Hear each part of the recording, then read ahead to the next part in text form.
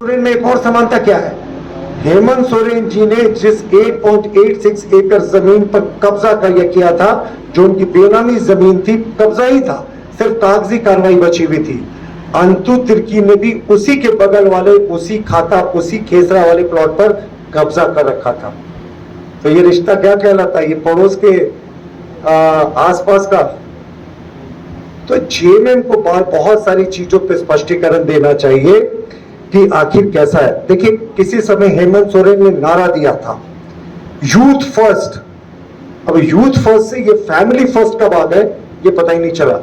अब Sicilian mafia की family में क्या होता था? सिर्फ उनके परिवार के जो सदस्य, वो उसके सदस्य नहीं होते थे, उनके सारे इष्ट मित्र के परिजन। तो फैमिली फर्स्ट से हेमंत सोरेन ने जो चुनाव के सफर की शुरुआत की थी, माफ कीजिएगा, यूथ फर्स्ट से, वो फैमिली फर्स्ट पर आकर रुक गया। और तमाम जो बड़े बड़े डील्स होते थे, माइनिंग लीज, लैंड लीज, सब इनके एक्सटेंडेड फैमिलीज के बीच में बटा, और मुख्यमंत्री फिर भी खामोश है। और चंपई सोरेन जी के लिए तो हम हमेशा कहते हैं कि चंपई सोरेन जी को जिस तरीके से झारखंड मुक्ति मोर्चा के बीच में दरकिनार किया गया, रैली में उनको किनारे जगह दी गई। झारखंड मुक्ति मोर्चा के तमाम बड़े नेता इस बात को उठाते रहते हैं कि चुनाव होगा, गांडी का चुनाव होगा, उसके बाद नया मुख्यमंत्री का चयन होगा। साहब, इतना बड़ा कंफ्यूजन। अव्वल तो कल्पना सोरेन जी गांडी से अपने राजनीतिक पारी की शुरुआत बड़ी हार से करने जा रही है, तो ये तो स्थिति भी नहीं आएगी। लेकिन इनकी सोच देखिए, सोरेन परिवार के बाहर एक आदिवासी मुख्यमंत्री आ गया तो ये इन्हें बच नहीं रहा है। यही इनकी सच्चाई है। तो हमारा आज सरकार से, झारखंड मुक्ति मोर्चा से प्रश्न है कि ये छोटा नागपुर के गैंग्स ऑफ वासेपुर और हेमंत सोरेन जी के बीच का रिश्ता क्या कहलाता है? और लव जिहादियों पे तो आप नकेल नहीं कस सके, ये लैंड जिहादियों पर कब नकेल कसेंगे? धन्यवाद। दोनों तरफ 10 लोग जेल में चले गए हैं इस मामले में। सेना की जमीन पर अवैध कब्जे की बात थी, रातों रात बाउंड्री वॉल खड़ा कर दिया गया। आपको, अब मुझे बोलने देंगे, एक ही व्यक्ति प्रश्न करे ये उचित नहीं, बार बार सबको करने दें। आपने एक प्रश्न किया, मुझे उसका जवाब देने दें। रातों रात बाउंड्री वॉल खड़ा कर दिया गया, सेना की जमीन को कब्जे की कोशिश की गई, प्रथम दृष्टया मामले को सही माना गया, 10 लोग जेल में। कोई और प्रश्न?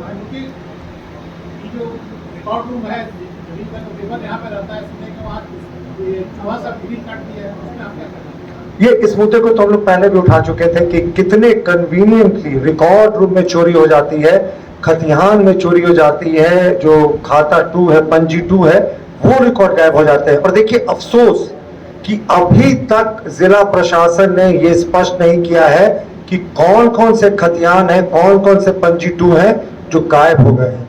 सिर्फ एक एफआईआर की रस्म अदायगी हो गई है, लेकिन वो एक लिस्ट होता है कि किन किन जमीन के कागजात गायब हुए हैं। क्योंकि हमारा मानना है कि ये जो लैंड जिहादियों का मैंने आपको नाम गिनाया कि कैसे इनका गैंग्स ऑफ वासेपुर की तर्ज पर काम करता है इनका पूरा गिरोह, तो ये कोई बड़ी बात नहीं है कि और बड़े बड़े जमीनों का भी कब्जा का मामला सामने आया होगा और ये एक कवर अप ऑपरेशन है। नहीं तो इसके घटना को बीते हुए 10 से 15 दिन हो गए और अभी तक एडमिनिस्ट्रेशन ने वो लिस्ट नहीं दिया। और कोई प्रश्न?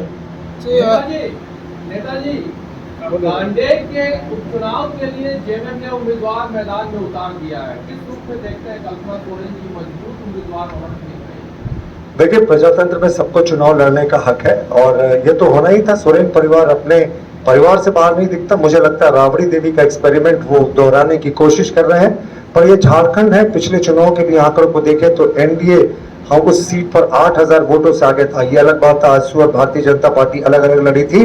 तो इस बार तो हेमंत सोरेन जी के 4 वर्षों का 70,000 करोड़ के भ्रष्टाचार का कलंक भी सरकार के ऊपर है, जो चुनाव में रिफ्लेक्ट करेगा। इसके अतिरिक्त जिस तरीके से आदिवासी मूलवासियों को ठगा गया, तो कल्पना सोरेन एक बड़ी हार के साथ अपने पारी की शुरुआत करनी चाह रही है।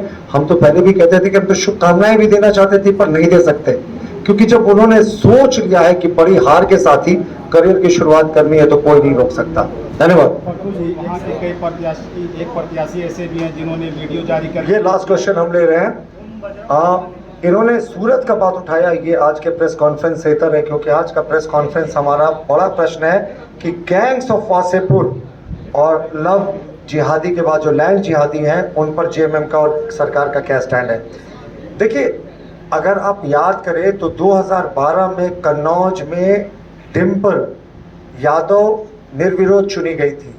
देश के लोकसभा के चुनावों के इतिहास में 44 बार प्रत्याशी जो हैं वो निर्विरोध चुने जा चुके हैं, लेकिन अफसोस कि आज तक किसी ने प्रश्न नहीं उठाया। नॉर्थ ईस्ट के स्टेट्स में अभी इलेक्शन हो रहा है, मणिपुर या कहीं और 2-4 जगह है जहां लोग अनअपोज्ड इलेक्ट हुए हैं, किसी का इस पर प्रश्न नहीं। 2012 में आप क्यों चुप थे?